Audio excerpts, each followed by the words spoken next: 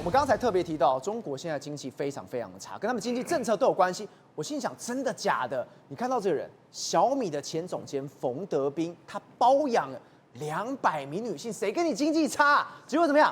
现在大翻转了。最近在网络上面有一个人爆红，那个人就是冯德斌啊。冯德斌我们来看一下这个狗牌，就是我们讲的工作证来说的话，是什么？是小米的。然后呢，冯德斌这个人为什么爆红呢？在小米当总监有什么了不起吗？我告诉你，你要来看这个。你在小米当总监，你竟然可以跟年轻的辣妹，然后呢，在酒店里面玩自拍。你觉得只有一张吗？我们来看过去，导播哒哒哒哒哒哒哒哒，这一整排下去之后呢，你知道吗？网络上炸锅了。你知道现在来讲的话，他们的大学生毕业即失业。过去来讲，曾经有一个消息是说，他们的失业率是20%到40%，什么意思？10个人有2个人到4个人，你是找不到工作的。然后呢，路有冻死骨，朱门酒肉臭啊！这些照片我们先不用讲，你各位看应该就知道。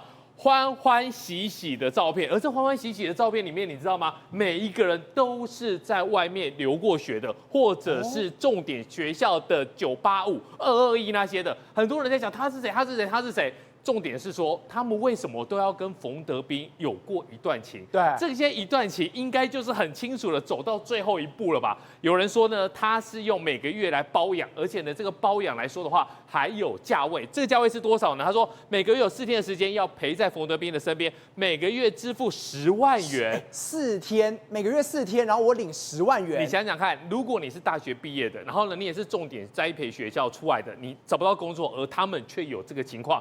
然后熊女也说每个月付10万元，然后呢被要求72个小时陪冯德斌在武汉玩就好了。大家就想说，那到底是怎么样的一个情况？而且那10万元哦是人民币哦，不是台币哦。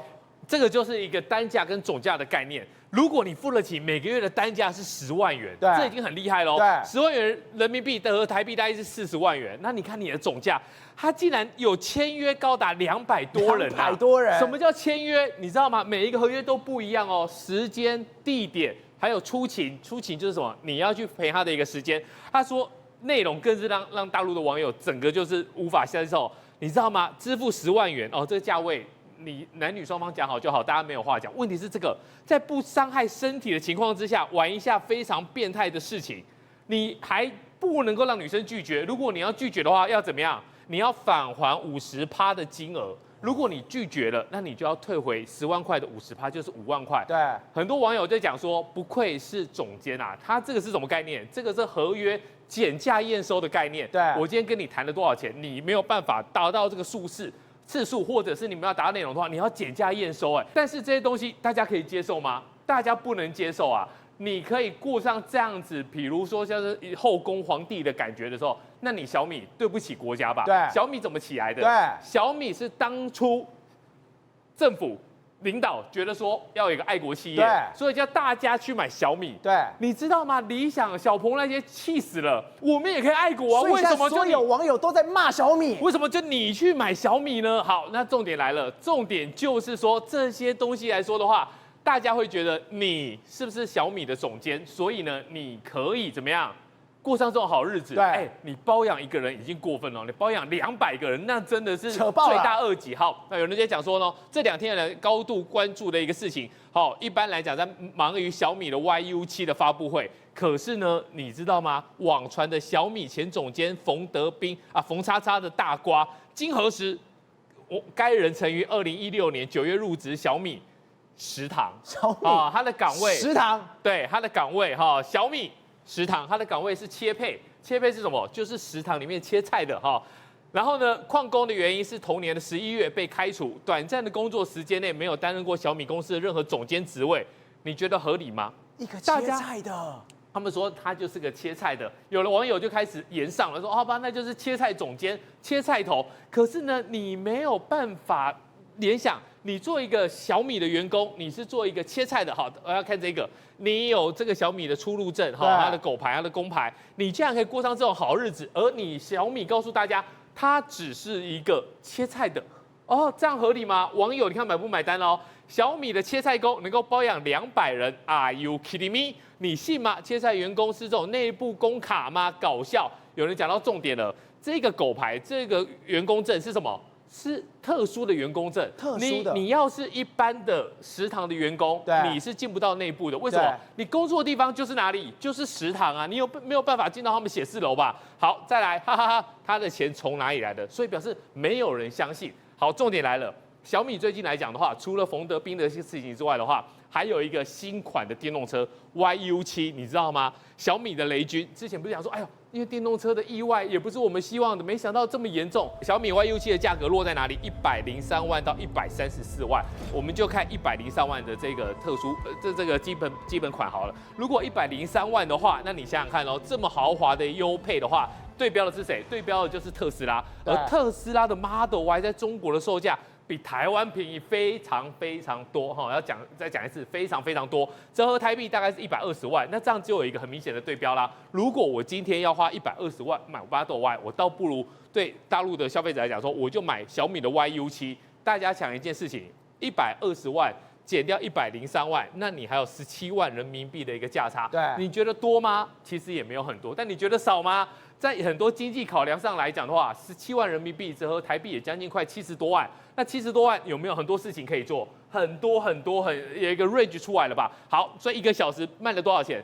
开定之后1个小时卖了28万9千台。宇轩，我们刚刚特别提到小米现在什么？它完全不管它的负面形象，我只要降价就好，降价我就没事。好，但现在特斯拉在中国遇到最大问题就是降价，所谓的卷。但特斯拉今天有个画面让全世界人都吃惊了。我们过去知道它的自驾系统已经够强，但没想到，来我们看到这一段画面，这画面竟然是它从工厂出来之后，它竟然噗，在没有人的情况下，直接到你家门口给你来接货了。在一片价格战当中哦，只有一种东西呢能够防堵，叫做技术门槛。为什么？因为见证真正技术的时刻来了。特斯拉直接呢在德州这边呢拍一段影片。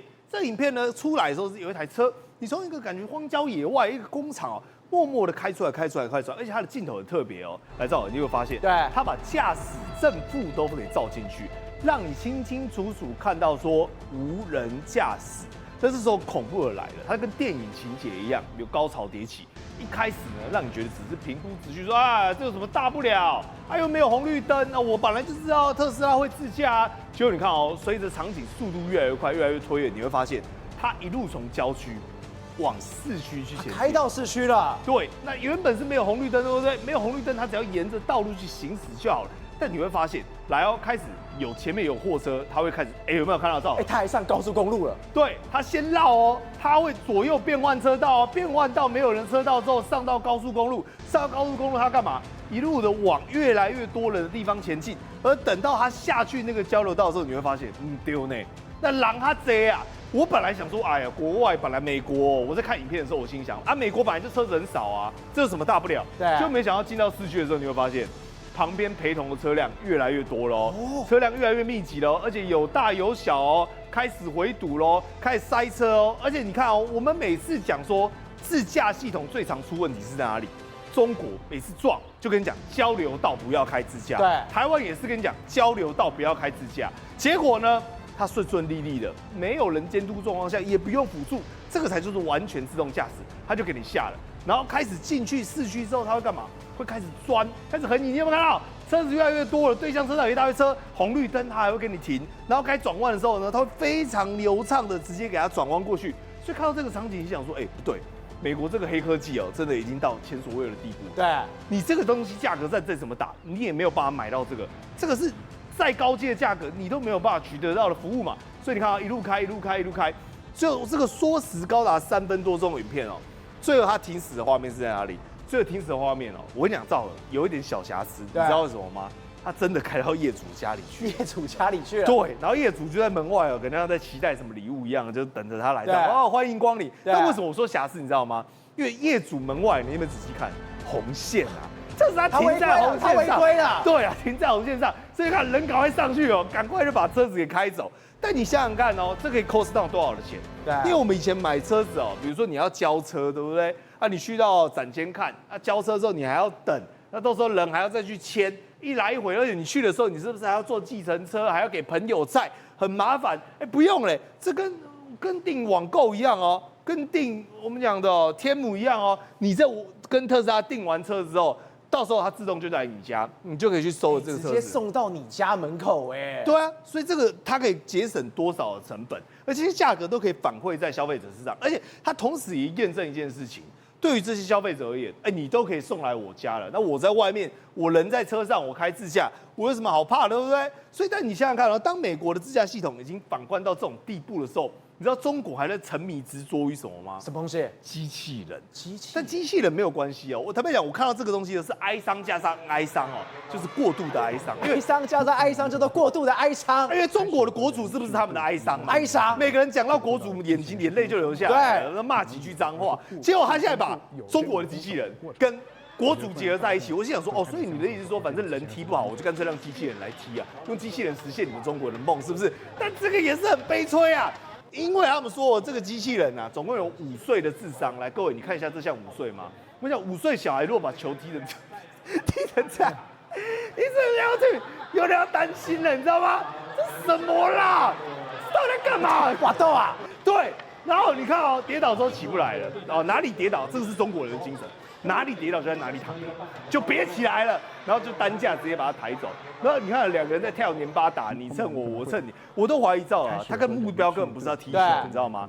他只是2个人哦，在你知道吗？输呀，你有没有看过国小生啊？国小生输呀，说怎样，然后胸口顶胸口，然后不小心踢到球。就跌倒了，不然那个球只是意外，他们眼里没有球，所以就整个场景就是很荒诞不羁。但是中国人就很骄傲，跟你讲说5年之内我会达到100%，100分。为什么？哦，所以5年之后你们的机器人就可以取代你们的这个国足队了。哦，国足队这些人就可以下乡去劳改了，是不是？对。不是你到底在干嘛？你给我你再看一次那画面。莫名其妙，但不管。那中国现在就说我们要把这个梦给实现。但不得不说，我们讲整场足球比赛里面有非常多的精彩紧急。你知道像什么精彩紧急吗？比如说呢，这个机器人除了会倒着之外，你知道啊，还莫名其妙2个人会感情好，贴。那个贴是什么吗？就抱一抱，然后看到球的时候呢，他人会突然在原地踏步，可能在思考他自己的人生，就说为什么我在这边在踢足球，莫名其妙。但更了不起的是什么？他的守门员，你看啊，1颗钻石，2颗钻石，瞬间他的人就被网罗住了哦。他被网罗住了，对，内心只有一个是烧毁哦，就想要把它烧毁掉，啊，不然就直接在躺平在地上。所以你想想看，这个完成这样子哦，坦白讲，虽然说他们一直在强调说有5岁的程度哦，但我心里真的想说，你们中国的小孩如果5岁这样的话，你真的需要担忧一下。至少我们刚刚特别看到那个机器人踢会搏斗，哇，太热了，对太牛了。是，现在什么？现在连中国整个天气热到爆炸，你看到这哪里？这是上海东方明珠的电视塔，热到玻璃都破了。对，目前为止来说，全球的气候真的非常非常不稳定。那尤其是目前为止来说哈，在上海这一带笼罩着这个高温。我们看到有游客千里迢迢来到上海，然后去这个上海的这个浦东的东方明珠塔，那里面呢它是电视塔嘛，那里面有观景台，观景台上面来说的话就是这个透明的玻璃，就没想到他走上去的时候发现到什么？这里面的玻璃破了，爆了，非常害怕。他想说到底怎么一回事，就瞬间爆裂。为什么？因为疑似是因为天气太热的关系，这个玻璃可能瞬间的这个热胀冷缩之后呢，就破掉。那破掉之后，当然非常的这个害怕，所以游客当场看到尖叫。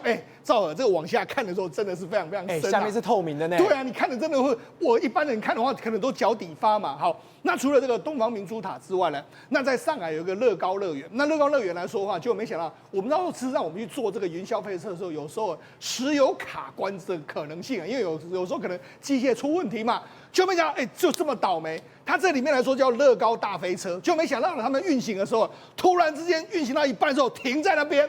赵尔，如果你说停在那边，而且卡在一个最尴尬，我现在是往下的。对，好，那你停住来说的话，如果一般来说停住呢，就等工作人员来嘛。就没想到他们是受到什么？还更倒霉，因为那一天刚好上海是高温啊，所以他们人家被困了40分钟啊，就这样被倒掉40分钟。那倒掉40分钟的时候，还忍受了37度的高温啊，37度。对，所以人家说，因为这样子的关系，如果换成是我的话，我坐在上面来说，我应该也会想哭啦，因为真的不知道该怎么办，那么热，然后这样遭到太阳的这个情形。好，那除了这个上海这个地方连续2个这个高温的这个现象之外，那没想到连东北。过去我们想要夏天东北可能也了不起，这个30度、20几度嘛，就没想到他们讲东北网友就说，因为上个礼拜3的时候，在哈尔滨的黑龙江的这个东方学院里面说，因为太热了，学生住在宿舍里面，那我们就讲。黑龙江纬度那么高，这个哈尔滨纬度这么高，虽然他们房间、他们宿舍里面没有冷气，也没有电风扇啊，很正常。他们本来夏天不会这么高温，就没想到那一天居然来得非常高温。那高温，你看他们说体感大概37到38度，就没想到他们就只好跑到外面来。你看学生就只好在那边打地铺啊，有够惨，因为为什么宿舍没有冷气啊，已经够惨了，对，连风扇都没有。对，没错。然后他们在外面打地铺啊，然后甚至很多人就打赤膊，就这样子能够睡在外面。所以呢，事实上这个哈尔滨这个地方也遭受到非常热的这个状况。好，那同样热的地方还有哪里？还有这个欧洲。目前为止，你看了这是欧洲地图，对不对？你看到西班牙这一带，你看46、47，还有葡萄牙，然后甚至连意大利都39度，法国35度啦，然后法国南部普罗旺斯这边都40度左右，所以呢，整个欧洲都笼罩在一个非常热。那为什么会这样？就是一个高压穹顶的一个高压笼罩，热穹顶在这边，然后让整个热力都没办法发散。好，那热力没办法发散的时候，就会变得非常热。但如果热力发散出去的时候，会怎么样？会变成大雨，因为变暴雨了。对，因为热上去之后会对流，热对流就会形成暴雨。